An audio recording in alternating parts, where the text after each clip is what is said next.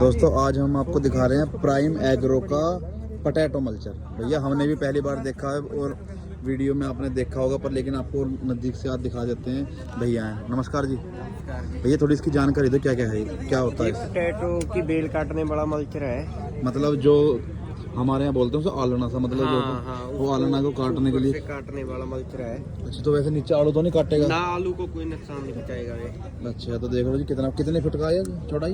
ये अपना तो मतलब 24 इंच तो लेके 30 इंच तक। अच्छा, मतलब पीटी मतलब लिफ्ट से ही चलता ना, उठ के? हाँ, लिफ्ट से चलती है। देख लो जी मशीन।